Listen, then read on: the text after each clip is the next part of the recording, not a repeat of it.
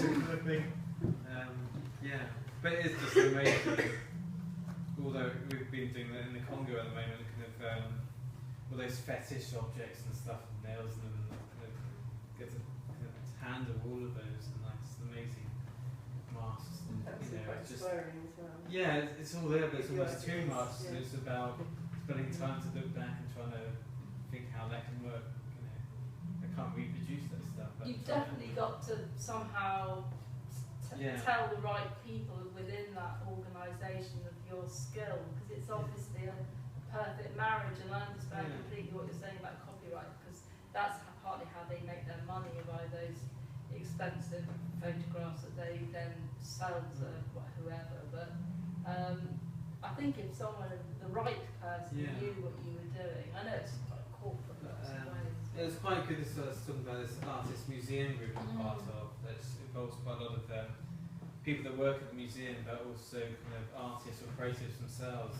We're trying to promote how that's a good thing, because it's museums about kind of art and the development of culture and everything, and how they should be respected, but also how to get artists from outside the museum in. But during that process, we had like one day of just working through stuff. I realised that I could actually view my job as like a 2-year or so residency there. I've been there observing, I've been taking photos, and then it's up to me to try and figure out how that kind of works back into. That's my way of justifying about getting lousy pay when you're British Museum. Trying to get more out of it. But it does sound like, the fact that you can just touch and hold those things. It's bizarre as well, because it's all their ethnographic material. Our job at the moment is moving all of it to the main site, but it's on the canal in Hackney, kind of all this stuff from Africa and Asia and Oceania and like Americas collected, and it's in like by the canal in Hackney, and just like absurd in some weird way. But yeah, it's been good. But can anyone join this artist group, museum group? Yeah, I mean I can just, if you want to be introduced, I can introduce you. Kind of really meet in a kind of pub at the moment, above a pub. Down in what is it, Princess Louise, is it down there, Holborn? With all the ex-class and stuff. It's above there. It's really meet once a month, and like so yeah, it's kind of thing. Yeah, but I don't know. At the moment, we're just trying to kind of come up with some idea to talk to the new. Probably seen that there's going to be a new director at the British Museum, a German kind of director, and like so we're trying to get a kind of proposal maybe just to try and get to think more about how to get artists more involved. But then what happens? I don't know. Sometimes it's down to funding, and there is no funding at the moment. So that's the problem, because I did that Boudica film, and that's what, and I just really enjoyed doing that. And that was working. Again, I was getting to handle the R&A stuff, and it was just a really good experience. But that was because they had some Arts Council money, and to spend specifically on artist engagement within.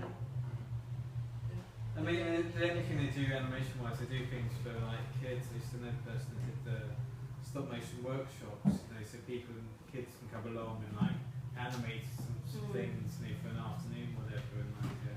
And that's the only kind of thing I really know about. They had an artist in residence. They made a new building where I work at the moment, and the artist in residence, he had to like introduce himself, and they trying to get that kind of gig, and he didn't get paid for it. They bought like one work of his at the end of it, but he did all the work for it. And that's documenting the whole of the building, with the construction process. It is the situation where people think that artists can work for nothing just because it's fun. But now he's doing a residency at the V&A, and the V&A have got it more sorted out about residencies and actually pay in like kind of more of a structure.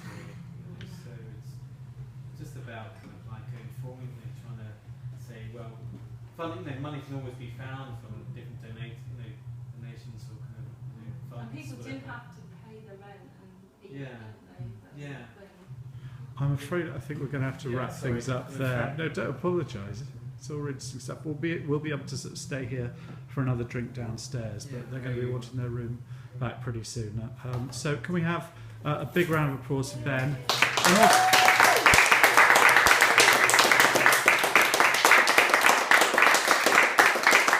And also a big round of applause for Rob, who's documented the evening. So thank you very much, Rob.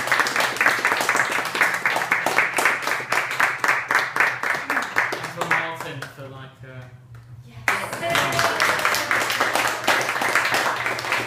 Thanks very much.